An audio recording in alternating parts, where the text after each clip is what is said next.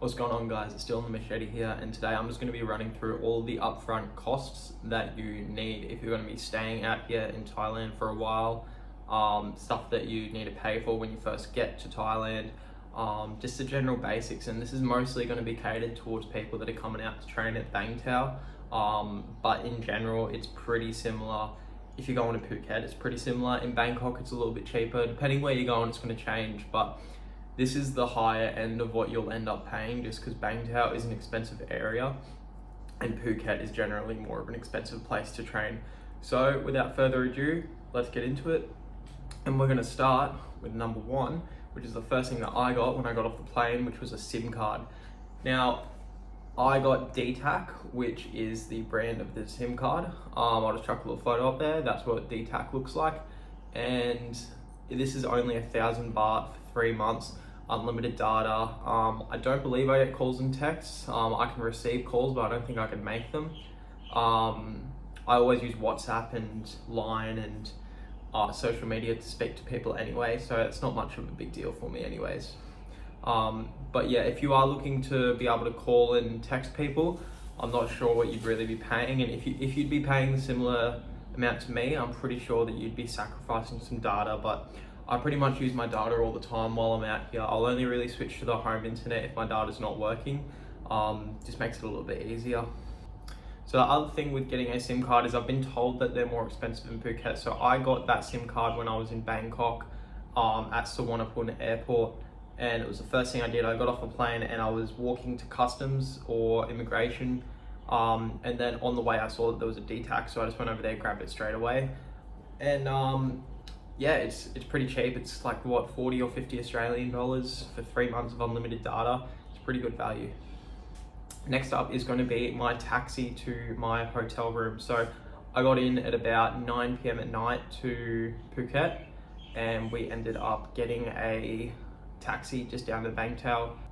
We had already pre-booked the hotel, which I will get to in a minute, but the taxi ride was just a fixed rate from the airport, sorry. And it was just 700 baht, which is a little bit expensive for a taxi, especially if you're used to the Bangkok rates.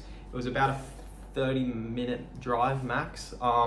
Bangkok is usually a lot cheaper when it comes to taxis and grabs and all that type of stuff, just because it's a lot smaller of a place. Even though there's more traffic, you might be traveling 40 minutes to go somewhere, but it might only be 3 kilometers just because the traffic's that bad. Whereas in Phuket, it's a lot more open, and also everything's a lot more expensive just because it's more of a touristy area. So third thing is a hotel. So this really just depends on you, what you're after. A lot of people are coming out here to fight. They don't really want to be spending a lot of money on a hotel. So I'll give you guys a couple of options of the 2 places that I've stayed and just a couple of places that I've seen people stay from around the gym. So the first place that I stayed at was called Siranya House. It's a good area, but I didn't really like how closed it was. I was very happy they had everything that they needed. There was a TV, there was good bed, I could cook my own food there, so they had a pot pan and all that type of stuff. They had a microwave, good shower. If you're just looking for a cool place to stay, that'd be pretty good. But another thing is that it was 13,000 baht a month, which was a little bit over my budget. I just got it for the first month just so I could kind of have a look around for new places. So I stayed there, 13,000 baht a month, and it was also a 7,000 baht deposit, which I don't like to give big deposits like that, just because I'd rather be spending my money rather than someone just hold on to it. So I didn't want to spend any longer than a month there, which brought me to the place I'm staying at now, which is Greenhouse. Now, you actually can't find Greenhouse on the map. I had a mate that recommended it to me, and he sent me his location on Apple Maps, and that's how I ended up finding this place. And I just spoke to the girl who owns the place, her and her sister, through Line. But this is the cheapest place that I found, and including cleaning twice a month, it's 8,000 baht a month. Yeah, now that I've said that, it's probably gonna fucking fill up like that. But yeah, this is the place that if you're a fighter, I would be going to, just because it's super cheap. It's got everything. Like, it's a great room. I might do another video where I do a little bit of a tour around, even though it'll take me like 30 seconds, but that's not what this video is about. So another couple places that you can stay at. you can stay at Chillland, which is actually a restaurant mostly. I know a few people that have stayed there. I don't know the exact prices for Chillland. I've been told it can be upwards of 20,000 baht. I've also had people tell me that it's about 13,000 baht. So it is a little bit more expensive, but it's an option there if you want it. You've also got the Bangtao guest house, which I don't know much about. I know it's a little bit more expensive. But yeah, honestly, I would just try to get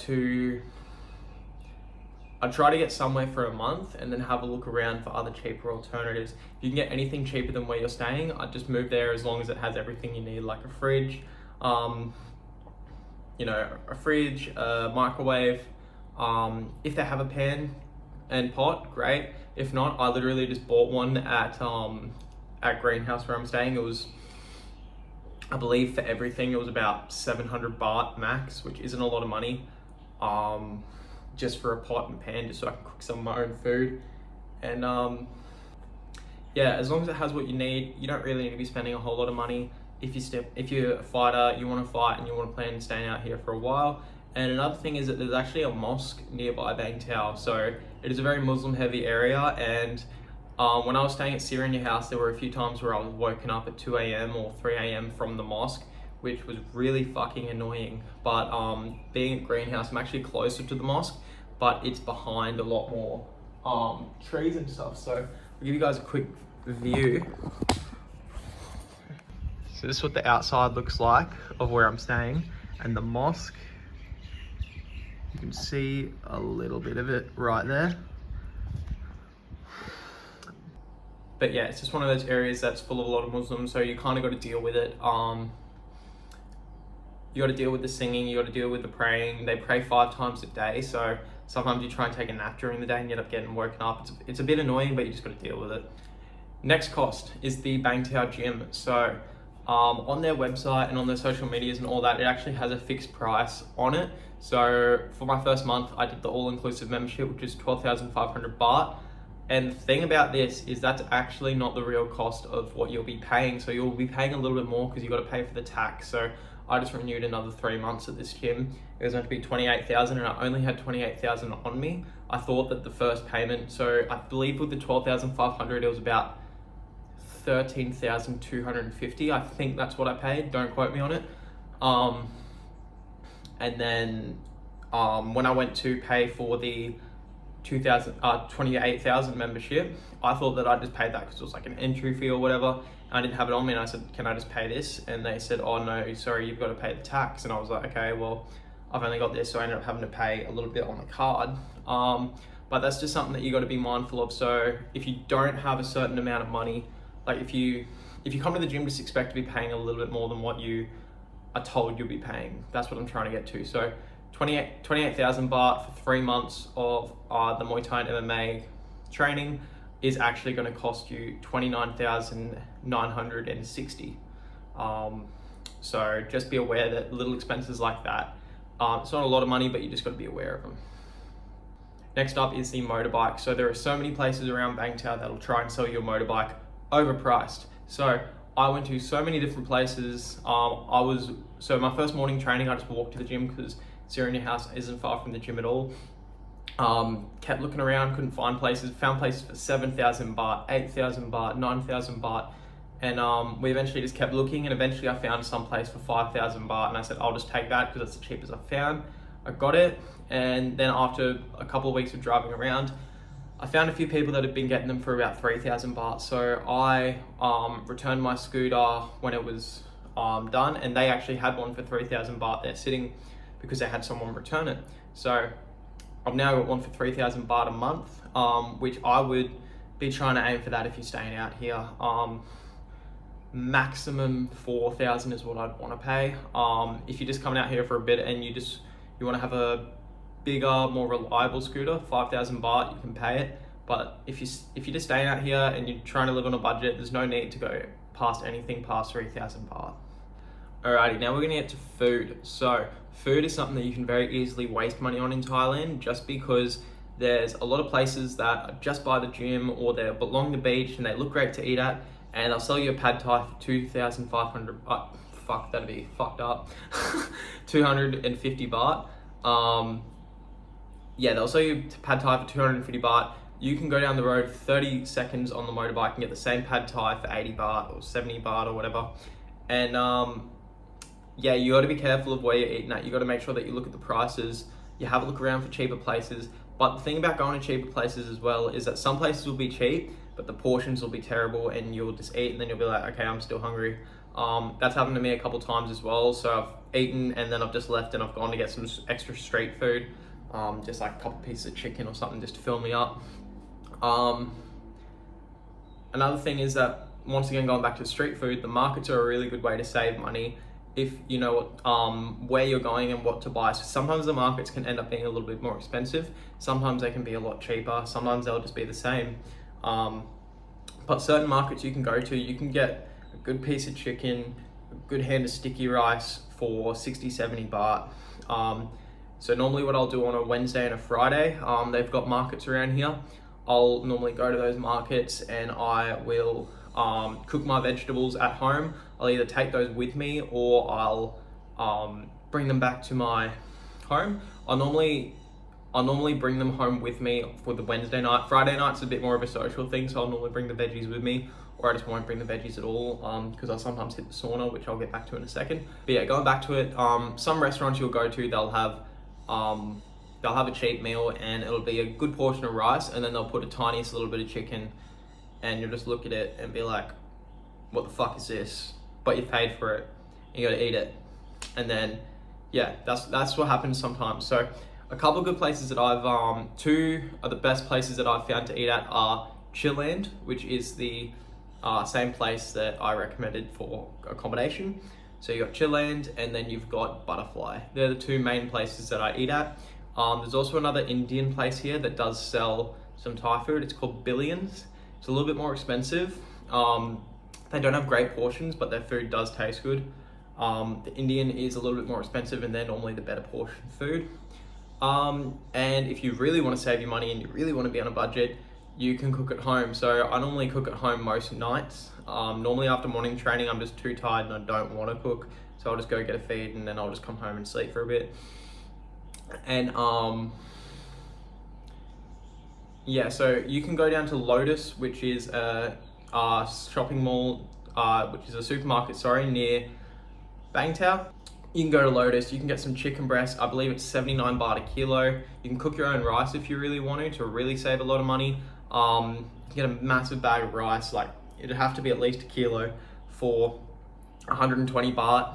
And then you got all your veggies around there. It's about 100 baht a kilo for broccoli. You can get your garlic, you can get your onions, you can get carrots. You can go to the market if you want. Usually they're a little bit cheaper at the market and they could be better quality, I don't know. But yeah, if you want to cook at home, that's always an option. If you go to Macro, they will always have a lot of good quality options. A lot bigger, you can get a lot more of your foreigner food there. And I actually just picked myself up some Weet-Bix from Macro for only 99 baht.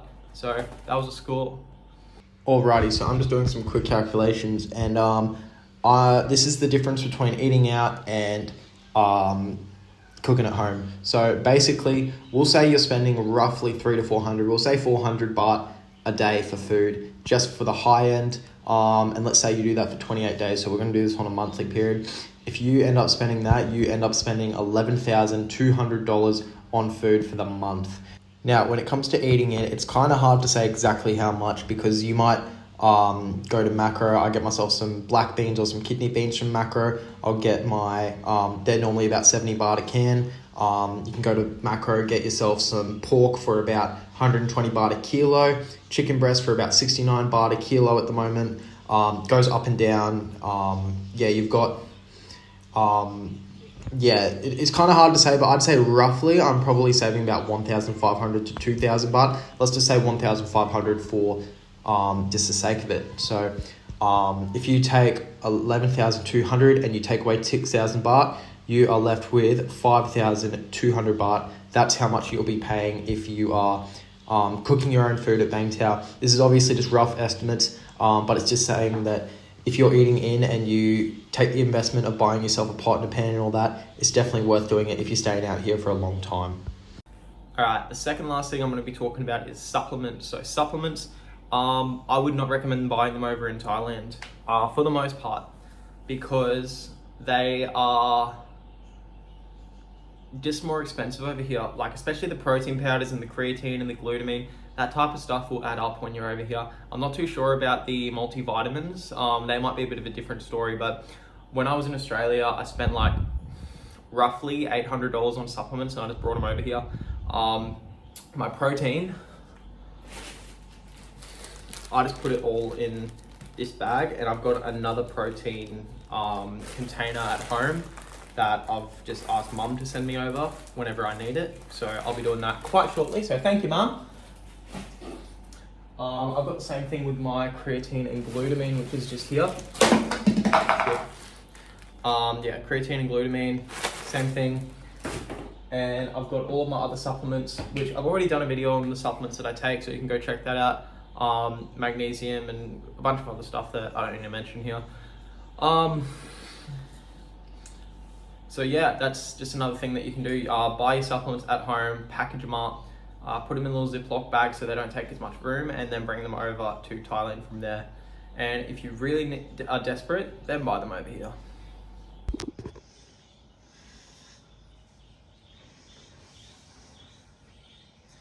The last thing I'm going to be talking about, it's not a necessity, but it definitely helps if you're training out here, the sauna and the ice bath. So, great thing about the sauna and the ice bath is I use it all the time at home, nearly every day at home, the sauna.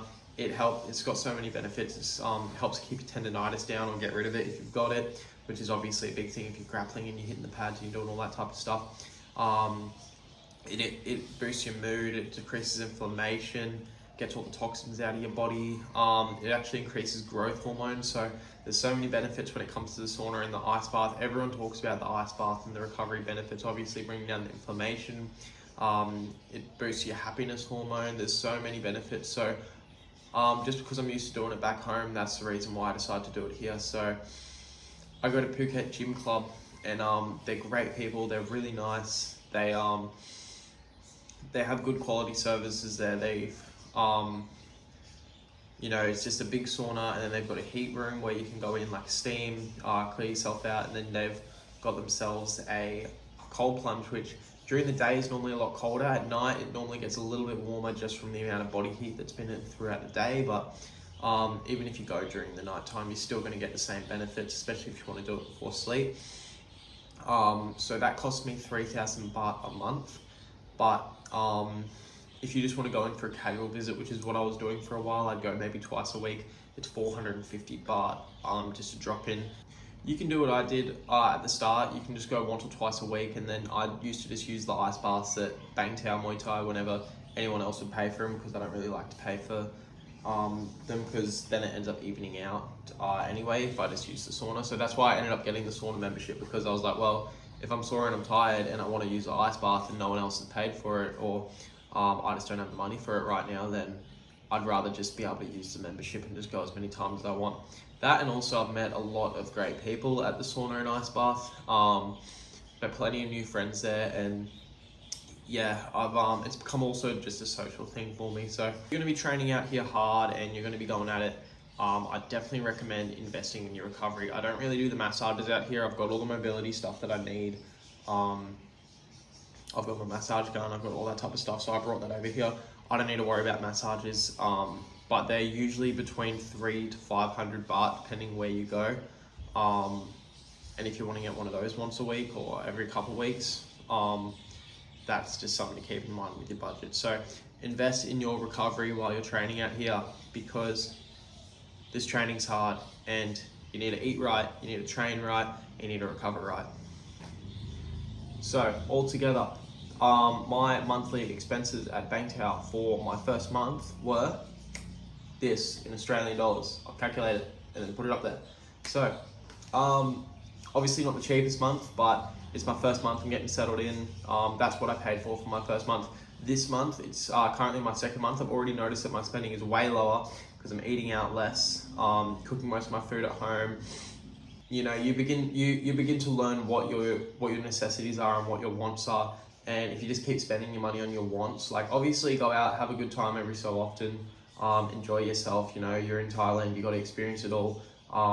Go eat at that good restaurant maybe once a month, or twice a month, or whatever you want to do.